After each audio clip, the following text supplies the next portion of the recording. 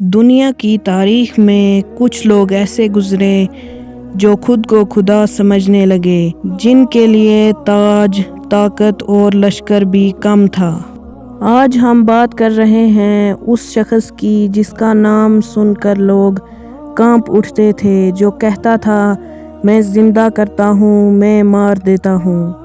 لیکن پھر آیا ایک وقت جب اس کے شیشے جیسے تکبر کو اللہ نے ایک مچھر سے توڑ دیا۔ یہ کہانی ہے نمرود کی۔ نمرود اپنے دور کا سب سے طاقتور بادشاہ تھا۔ بابل کی سلطنت، آسمان چھوتے قلعے اور ہزاروں سپاہی، سب اس کے حکم کے غلام تھے۔ لوگ اس سے اتنا ڈرتے تھے کہ اس کا نام لینا بھی جرم سمجھا جاتا۔ لیکن اصل جرم یہ تھا کہ نمرود نے خود کو خدا کہنا شروع کر دیا۔ نمرود کے دربار میں ایک دن حضرت ابراہیم علیہ السلام لائے گئے۔ نمرود نے گھمنڈ سے کہا میں زندہ کرتا ہوں، میں مار دیتا ہوں۔ اس نے 2 قیدیوں کو بلایا، ایک کو چھوڑ دیا، دوسرے کو قتل کر دیا اور کہا دیکھا میں زندہ کرتا ہوں اور مارتا ہوں۔ دربار میں خاموشی چھا گئی، لیکن ابراہیم علیہ السلام نے کہا میرا رب سورج کو مشرق سے نکالتا ہے، اگر تو سچا ہے تو اسے مغرب سے نکال کر دکھا۔ نمرود لاجواب ہو گیا، اس کا چہرہ زرد پڑ گیا۔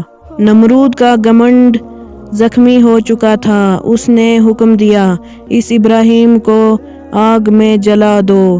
اتنی بڑی آگ جلائی گئی کہ پرندے بھی اس پر سے گزرتے تو جل کر گر جاتے۔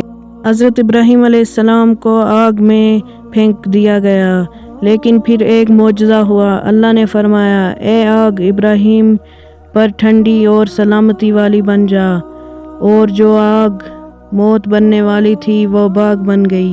نمرود اور زیادہ پاگل ہو گیا۔ اس نے سوچا اگر زمین کا خدا نہیں بنا تو آسمان کے خدا سے لڑتا ہوں۔ اس نے پرندوں کے ذریعے آسمان پر حملہ کرنے کا پلان بنایا، لیکن یہ سب صرف اس کے جنون کی مثال تھی۔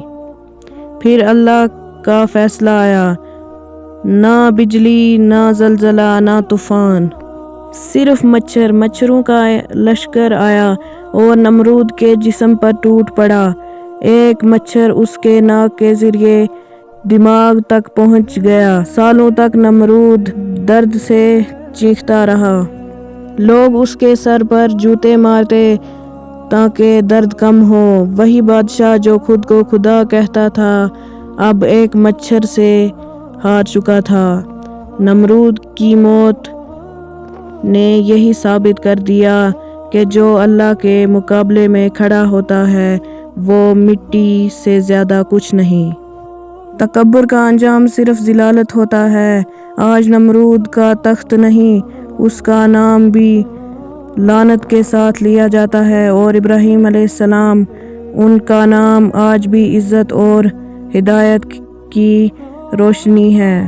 یاد رکھو جو خود کو خدا سمجھنے لگے اللہ اسے ایک مچھر سے بھی ذلیل کر سکتا ہے۔ اگر آپ کو یہ ویڈیو پسند آیا ہو تو لائک، شیئر اور چینل کو سبسکرائب کر دینا۔